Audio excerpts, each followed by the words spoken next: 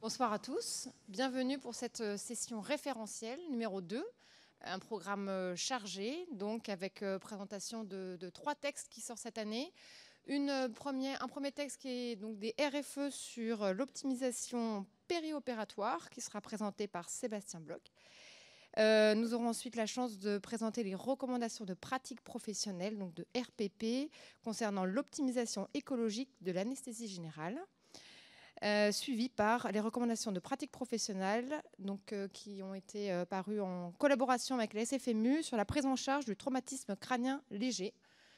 Donc, vu que c'est chargé, on va commencer sans plus attendre la présentation de la RFE optimisation périopératoire. Alors, on va essayer de faire donc, des sessions un petit peu interactives. Donc, il y aura des questions pendant les présentations. On vous demandera de lever la main ou d'utiliser le format électronique pour les votes. On vous lira au fur et à mesure. Et puis, si vous avez des questions, à la fin de chaque session, vous pourrez les poser sans problème.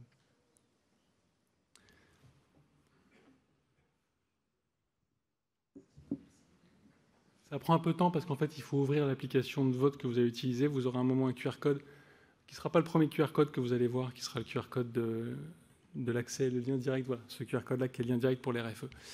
Donc, je tiens tout d'abord à remercier le comité scientifique d'avoir organisé cette session qui est dédiée à la présentation des différentes réflexions qu'il y a au sein de l'ASFAR. Je trouve ça très intéressant parce que ça met vraiment en avant la chance qu'on a d'avoir une société savante aussi impliquée et aussi productive. Et j'en ferai part au cours de cette RFE parce qu'on est très productif et très en avant ou très meneur sur ce qui se passe au bloc opératoire et donc aussi ce qui se passe pour la chirurgie. Donc là, vous avez un QR code pour aller directement et avoir directement l'accès à ces RFE. Je vais commencer par une diapositive qui sera ma diapositive de fin, qui sont les remerciements et les félicitations à toutes les personnes qui sont intervenues dans ces RFE. Là, j'ai eu la chance pour cette RFE, là, ça fait maintenant 2 ans, d'être le barreur. J'avais de nombreux rameurs qui ont très bien travaillé. Ça nous permet de vous les présenter dans les temps. Je remercie aussi le comité auquel j'ai participé pendant plusieurs années, qui est le COP, au travers duquel s'est fait cette réflexion sur cette RFE. Je vais vous expliquer pourquoi on a eu cette RFE, pourquoi on a fait appel à ces différents experts pour mettre en place ces recommandations. Et enfin, je voudrais souligner la chance que l'on a d'avoir un comité de référentiel comme celui de l'ASFAR, avec des gens qui sont très professionnels, qui nous ont apporté un support logistique, un support méthodologique, même du personnel pour pouvoir travailler de manière facile et correcte. Et il y a une personne que j'aimerais beaucoup remercier, je les remercie tous au même niveau, mais il y a vraiment Emmanuel Weiss. J'avais besoin d'un coach pour m'aider. S'il ne m'avait pas aidé, je pense qu'on ne serait pas arrivé au bout aujourd'hui. Il a fallu me soutenir beaucoup parce que c'est vraiment difficile. On m'y a pris une fois à essayer de prendre en charge des RFE. On m'y prendra plus jamais, ça je vous l'assure. En revanche, je vous invite à y participer et à faire des propositions. C'est vraiment très intéressant. On rencontre des gens très bien, mais je ne le ferai plus. Juste avant de passer sur un cas clinique qui va permettre de décliner et de reprendre quasiment tous les points assez rapidement, mais discuter les grands points de cette RFE, effectivement, sur l'optimisation des parcours patients. Je veux venir juste faire un point sur l'état des lieux qu'on a actuellement, là encore, qu'on retrouve sur le site de l'ASFAR, concernant des pratiques de réhabilitation et d'ambulatoire.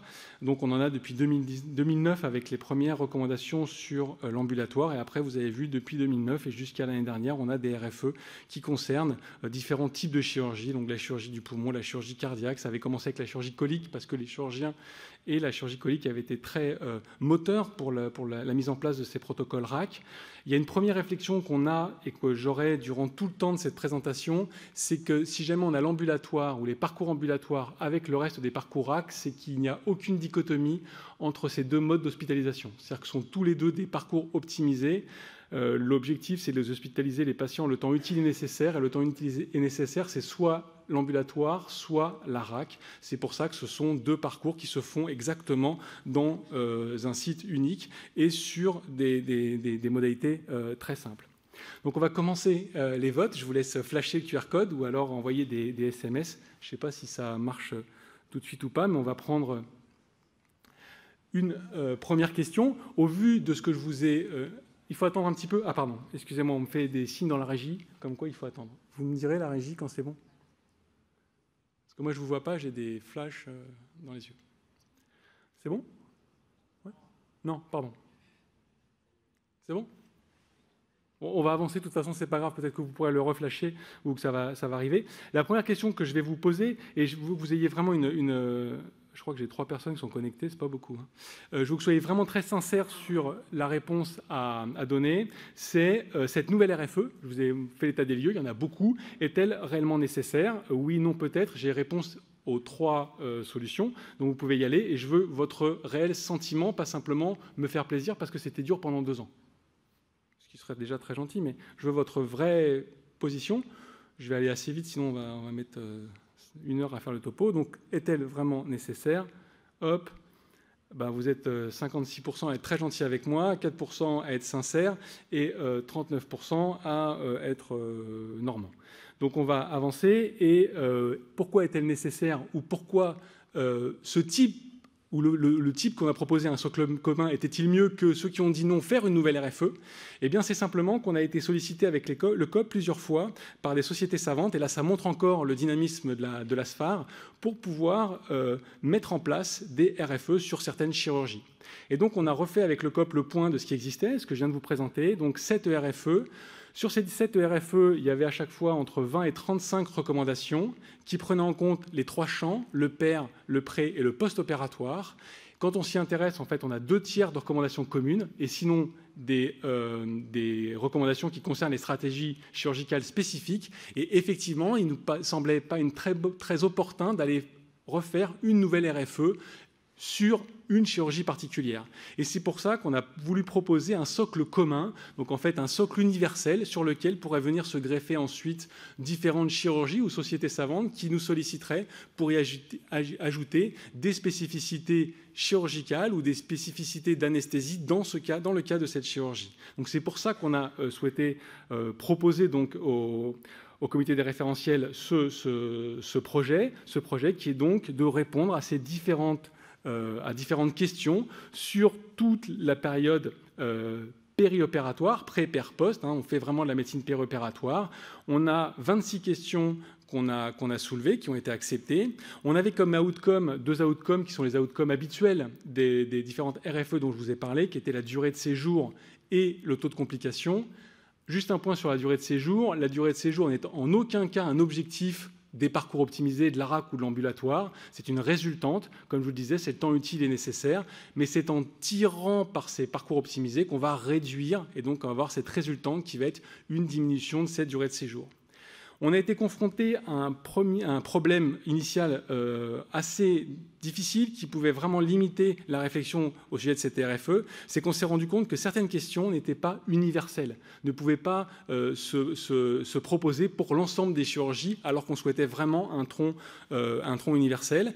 Et sans le nommer, c'est Sigismond Lazoki qui a une idée vraiment brillante, qui était de se dire que si jamais une des questions et une des recommandations pouvaient être établies dans 3 domaines, 3 spécialités chirurgicales, et bien dans ce cas-là, on pouvait considérer qu'elle était universelle et qu'elle pouvait être envisagée sur l'ensemble des parcours patients, quelle que soit la chirurgie. Donc ça nous a permis d'avancer tranquillement sur ces recommandations.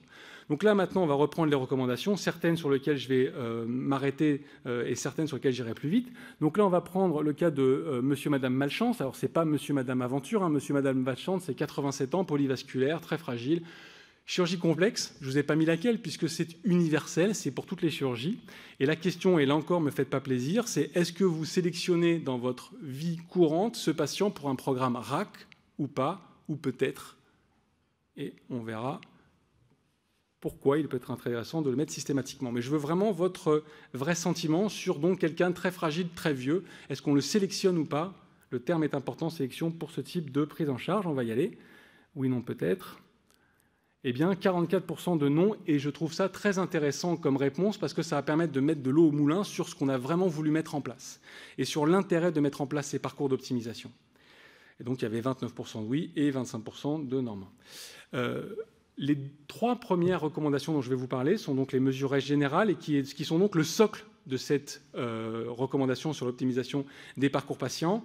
Et la question, à savoir, faut-il mettre en place ces programmes d'optimisation? Oui, il faut les mettre en place, il est recommandé, c'est du haut niveau, c'est un accord fort de l'ensemble des experts, parce que lorsqu'on met en place, on a un réel impact sur les durées de séjour des patients et sur l'incidence des complications. On a, lorsqu'on met en place ces parcours, une forte adhésion, une forte compliance, et on sait qu'il y a une corrélation entre les objectifs que l'on veut, la durée d'hospitalisation optimisée et l'absence de complications, et le suivi des items du parcours. Donc dès qu'on a un parcours, on suit les items et forcément, on va pouvoir atteindre l'ensemble de ces deux outcomes dont je vous parlais.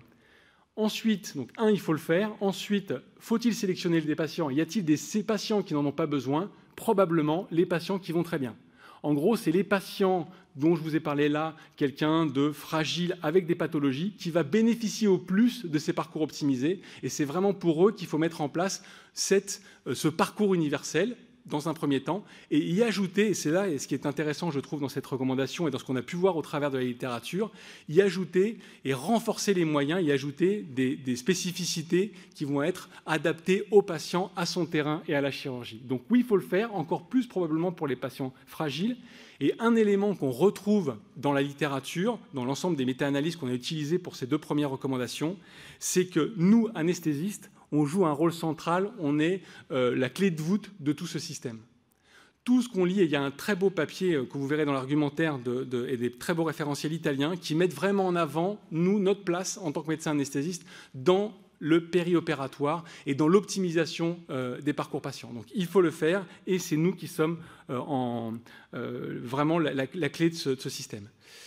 Autre question. Je prends un peu de temps sur les généralités parce que je trouve que c'est vraiment la philosophie globale de ce qu'on a voulu mettre en place. C'est une organisation spécifique est-elle nécessaire? Alors, on a perdu quelques items. C'est faut-il avoir une IDE RAC, une équipe RAC? Faut-il avoir un lien avec la ville? Est-ce que tout ça est important pour avoir un parcours optimisé? Donc là encore, du oui, non, peut-être. Et donc, les réponses sont oui dans 90% des cas.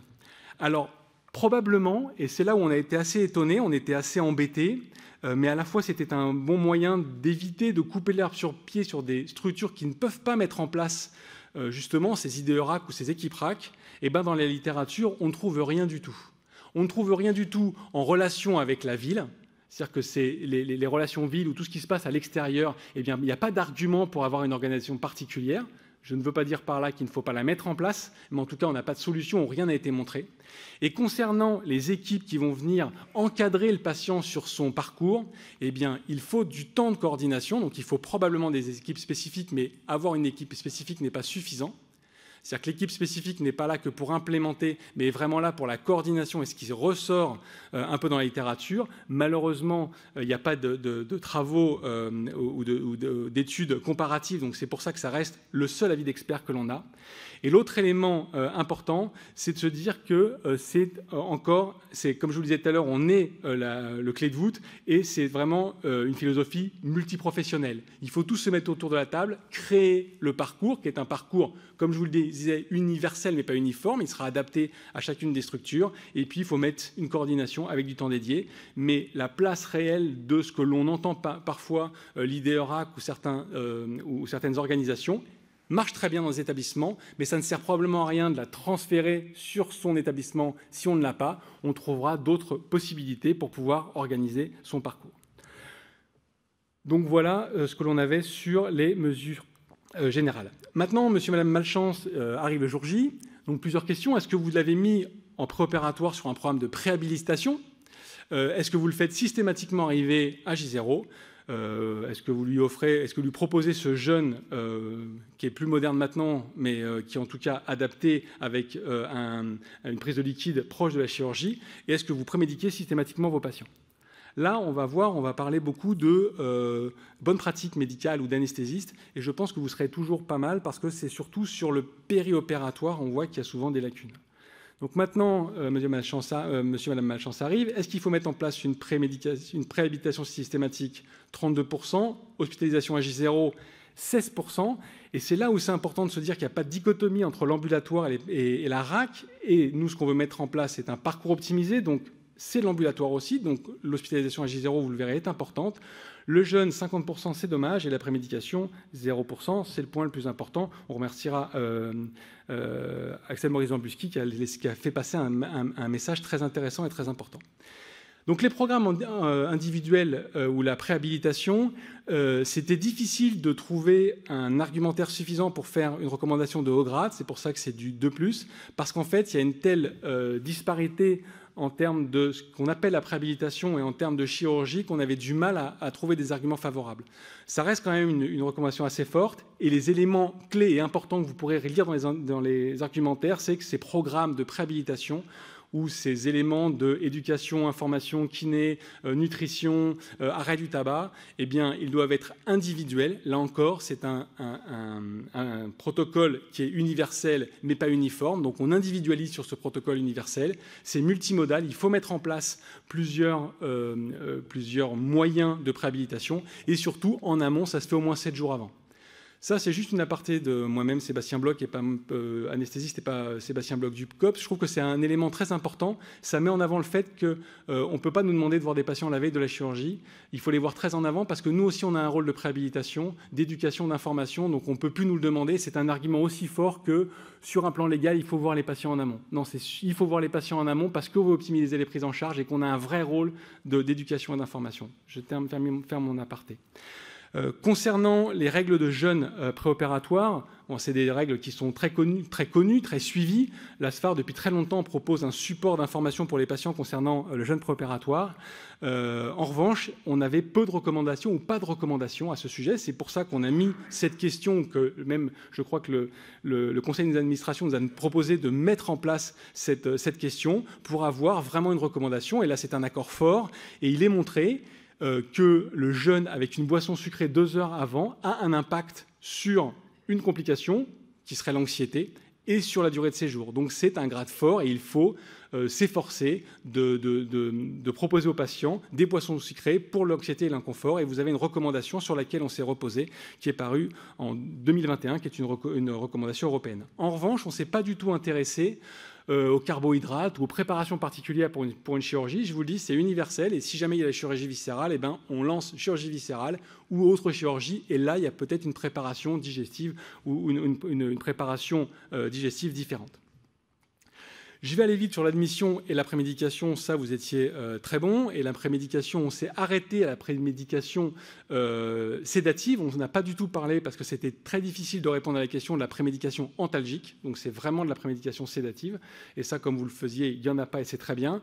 Et pour ce qui est de l'admission, la crainte énorme de l'admission à J0, c'est d'avoir des patients qui aient ou loupé quelque chose et qu'on soit obligé au dernier moment de récuser l'intervention ou reporter l'intervention. Eh bien, ce qu'on met en place dans ces pratiques optimisées avec de la coordination, c'est que le patient qui rentre la veille ou qui rentre le jour même soit préparé de la même façon. Donc, il n'y a pas de raison à ce qu'il rentre la veille. Tout peut se faire pour que les patients arrivent à J0. Alors là encore, pas de grade élevé parce que c'est difficile. Il n'y a pas dans la littérature de je rentre avant, je rentre après et on verra ce que ça génère. Ce qui est sûr, c'est que ça réduit la durée de séjour de manière significative. C'est forcément une nuit en moins et c'est un impact économique large, donc c'est largement intéressant et il faut le mettre en place. Là encore, pas de dichotomie RAC ambulatoire, c'est exactement les mêmes modalités de prise en charge et d'introduction dans le système. On va aller un peu plus vite sur le péropératoire. Donc, quelle technique d'anesthésie pour Madame Malchance est la plus adaptée pour une chirurgie dont on ne sait pas ce que c'est? Donc, l'anesthésie générale inhalée, intraveineuse, l'arachie, l'ALR sans opiacé ou l'ALR périphérique. Pour vous, mais c'est parce qu'il ne me reste plus beaucoup de temps. L'ALR périphérique, si indiqué, c'est vraiment très joli, cette réponse, parce que moi aussi, j'aurais adoré avoir ça et puis pouvoir faire le fanfaron en disant, vous voyez, ce que je dis, la LR, il faut en faire, c'est vachement bien. Eh bien, je ne peux pas vous le dire, à part la LR périphérique, si indiqué, effectivement, parce qu'il n'y a aucun élément qui mette en avant une technique d'anesthésie par rapport à une autre. Et ça, c'est très intéressant. Ça montre que le parcours ne se fait pas autour de l'anesthésie, c'est qu'on a un parcours universel optimisé que je vous présente, et au-dessus, on va y mettre la technique d'anesthésie qu'on sait faire, et ça ne changera en rien le parcours que vous avez mis en place. Donc en gros, on fait ce qu'on sait faire, on fait ce qu'on sait bien faire, on verra après ce qu'il en est concernant les modalités d'analgésie qui sont à mettre en place parce qu'elles ont un réel impact sur le post-opératoire. Donc pas de différence AGRHI, pas de différence OFA, pas OFA. Il faut simplement mettre en place une anesthésie optimisée dont vous avez ici l'ensemble des recommandations concernant la ventilation, l'optimisation des apports, la lutte contre l'hypothermie, la prévention des NVPO, les antibiotiques, la DEXA, le PBM et le monitorage de la curarisation. Je ne vous en parle pas, je vous laisse aller voir ces recommandations pour une bonne et simple raison, parce que c'est la pratique du quotidien. C'est la seule étude que je vous nomme ici, qui est l'étude Power, il y a eu 2 niveaux Power, qui était une étude espagnole, qui reprend en fait des circuits dans des établissements ERAS ou pas ERAS, et qui montre qu'en fait, quand on fait ERAS, en fait, quand on met en place un protocole d'optimisation, on gère bien le péropératoire et le périopératoire, donc le pré et le post, et on a un vrai impact sur ce dont je vous parle, durée de séjour, complications. Et quand on n'a pas de protocole d'optimisation, on fait très bien l'anesthésie. Donc ça, vous verrez, c'est juste des bonnes pratiques d'anesthésie, mais que vous faites tous les jours. Tous les jours, vous réchauffez vos patients. Tous les jours, vous faites des préventions de NTPO. Tous les jours, vous faites vos antibiotiques. Tous les jours, vous faites bien. Là, après, il y a quelques éléments intéressants ou arguments intéressants pour essayer d'optimiser encore cette prise en charge pour être encore en plus optimum sur le parcours dont je vous parle. Il y a une seule recommandation que je vais reprendre, c'est la gestion personnalisée du capital sanguin. Pour une raison, c'est qu'on a en plus l'HAS qui a sorti des recommandations qui sont exactement ce qu'on avait, donc c'est bien, il y a eu 2 courants de travail et on retrouve la même chose, comme quoi ces recommandations sont vraiment intéressantes. Et autre élément, c'est que dans ce dont je vous parlais, les études Power, le seul élément qui était mal suivi en périopératoire ou péropératoire, c'était justement le PBM. Donc ça, c'est peut-être le seul truc sur lequel on n'est pas très bon. Il n'y a pas un argumentaire très fort pour le PBM, simplement parce qu'en fait, l'outcome du PBM, c'est la transfusion, et que nous, notre outcome était durée de séjour et complications. Donc, il n'y a pas un argument fort, mais c'est un élément important à mettre dans nos parcours patients. Et pour l'acide tranexamique, il y a à l'heure actuelle de très jolis papiers dont vous avez les références qui viennent de sortir et qui mettent en avant l'intérêt de ce médicament. C'est aussi proposé avec un grade A, donc par faire une recommandation de haut niveau dans les recommandations de l'HAS. Donc on a fait le péropératoire, on va finir avec le post-opératoire pour être dans les temps. Quelles sont les mesures que vous mettez en place de l'analgésie multimodale, des anesthésiques locaux? Est-ce que vous faites déambuler vos patients précocement? Est-ce que vous avez des mesures de réhabilitation à SSPI? Est-ce que vous mettez en place, quels que soient les modes d'hospitalisation, des critères de sortie, donc en ambu ou en hospitalisation? Là encore, je vais être embêtant avec cette dichotomie, il n'y en a pas, c'est exactement le même concept, c'est simplement la durée utile et nécessaire. On va avancer sur les résultats pour finir juste on time. Analgésie multimodale, tout le monde a raison. Les anesthésiques locaux, heureusement qu'il n'y a pas Xavier Mazois, parce que quand j'étais petit, il me disait qu'il fallait en mettre partout, et vous verrez qu'il faut en mettre partout. La déambulation, vous verrez qu'il faut en faire beaucoup. La réhabilitation SSPI, que 8%, vous verrez que c'est un élément et un plateau technique qu'on a et qui est une chance, c'est SSPI, pour pouvoir débuter la réhabilitation parce que ça a un intérêt. Et enfin, des critères de sortie, nous non plus, on n'en mettait pas, et vous verrez que c'est intéressant et important. Sur l'analgésie, tout le monde a répondu analgésie multimodale, j'y reviens pas, c'est un grade fort, c'est important. Et parmi les médicaments qu'on doit utiliser, il y a les anesthésiques locaux. Je vous ai mis après la référence des 4 recommandations qui ne sont pas dans ce champ 4 post-opératoire, mais qui sont déjà dans le champ 3, parce que l'analgésie débute en péropératoire et qui est stratifiée. C'est un très beau travail qui a été fait sur comment envisager la philosophie qu'on doit avoir sur cette analgésie. C'est les R3 à 4, on met des anesthésiques locaux quand on peut en périphérie, parce que ça marche très bien. Les R3-5, quand on a de la chirurgie majeure ouverte, thorax, abdomen, on met des péridurales parce que c'est recommandé, c'était recommandé dans les RFE du thorax. Les R3-6, quand on a de la chirurgie fermée, eh bien, on a des anesthésiques locaux sur la paroi. Et en R3-7, quand on n'a pas fait tout ça, eh bien, on peut avoir de l'adécaïne intraveineuse. Et ça, c'est joli parce qu'on a vraiment le panel d'utilisation de nos anesthésiques locaux au cours de la prise en charge. Concernant la déambulation et l'alimentation, il y a beaucoup d'arguments en faveur d'une déambulation dans les 24 heures, même idéalement dans les 12 premières heures.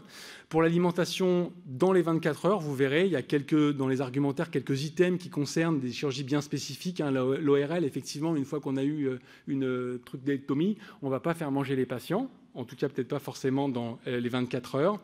Et élément qui est très intéressant et qui a été supporté par Laurent Z à Marseille, c'est que tout ça, il a une belle littérature qui vient de paraître à ce sujet, peut être débuté en SSPI. Et je pense que là aussi, il va falloir avoir une réflexion sur nos SSPI. La SSPI n'est pas simplement qu'une salle de surveillance post-interventionnelle.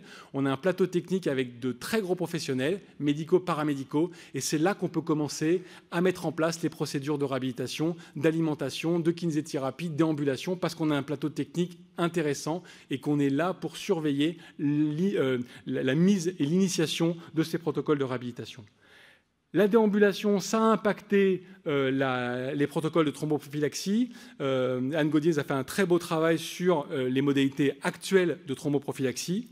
Et enfin, et pour terminer, et ce sera la conclusion, les patients sont rentrés, et pour fermer la boucle, c'est comme en hypnose, on ferme tout, et pour tout fermer, eh bien, il faut des critères de sortie, très probablement qu'il faut en mettre en place, pour justement éviter des retours de problèmes d'analgésie, problèmes administratifs.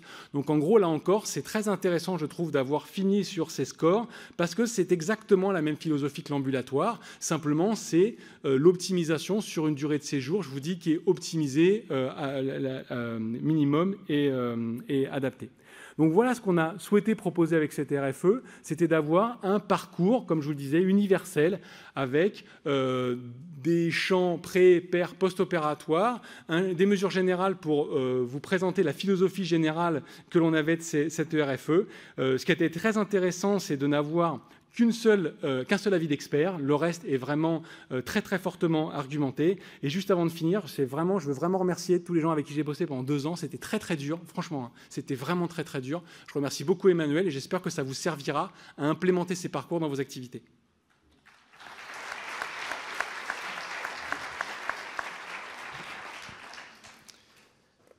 Alors, on va avoir peut-être 1 ou 2 minutes pour poser des questions si vous le souhaitez. N'hésitez pas à lever la main. Des questions simples. Alors en attendant qu'il y ait une main qui se lève, une petite question, mais plus une réflexion. Finalement, c'est quelque chose d'assez fédérateur que de mettre en place un protocole comme celui-là. C'est un vrai travail d'équipe. Ouais. Et au-delà de la filière anesthésie, on voit bien que c'est une prise en charge vraiment pluridisciplinaire. On pourrait même réfléchir sur les paramédicaux. On ne parle pas trop de kiné. On a envie de mettre des kinés en salle de réveil. On a envie de faire. Tu as entièrement raison. Et le problème là, c'est que si on veut trouver des arguments suffisants à l'heure actuelle, on n'en trouve pas dans la littérature. C'est la difficulté. Le seul qui l'a montré, c'est vraiment Marseille Laurenzette, qui montre vraiment que sur la chirurgie thoracique, il y a un intérêt. Mais la littérature est très pauvre. Et c'est là où on va pouvoir travailler. C'est qu'on sait maintenant comment ça marche bien. Et comme tu le dis, on va pouvoir implémenter des pratiques qu'on n'a pas encore pour encore améliorer ces protocoles d'optimisation. Et là, juste un truc auquel je pense maintenant, quand tu dis multidisciplinaire, on a été, je vous l'ai dit, sollicité par des sociétés pour pouvoir les aider à mettre en place ces protocoles, parce qu'en fait, tout seul, ils n'y arrivent pas. Ils ont vraiment besoin de nous. Nous, on n'a pas besoin d'eux. Et là, je pense que la deuxième étape qu'on pourrait avoir au sein du COP, c'est ressolliciter ces sociétés savantes pour leur dire maintenant, est-ce qu'on peut jouer le jeu avec vous? On a ce protocole universel. Vous essayez d'être les premiers à mettre en place vos spécificités chirurgicales pour voir si on ne peut pas créer une sorte de, ce ne sera peut-être pas une RFE, mais en tout cas, comment bien prendre en charge telle chirurgie autour de ce qu'on peut vous proposer. Donc effectivement, maintenant, il faut qu'on aille peut-être solliciter les autres pour leur dire, voilà, on travaille avec vous, on a cet outil-là et on va vous aider pour vos chirurgies. C'est vrai que les structures de demain ont besoin de réfléchir sur des prises en charge pré-hospitalières, qu'elles soient publiques, privées, post-hospitalières, pour que les filières de soins fonctionnent bien. Exactement. Et soient vraiment optimales pour les patients. Exactement. C'était tellement clair, c'est très bien, merci. La RAC, c'est pour tout le monde. Comment ? La RAC, c'est pour tout le monde. Oui, exactement. Ça, c'est un des éléments les plus importants. En tout cas, voilà. J'espère que ça vous aidera et que toutes ces réflexions qu'on a au sein de notre société vous aideront à mettre en place ces éléments qui sont souvent très difficiles. Donc, nous allons passer à l'orateur suivant. Merci beaucoup, Sébastien.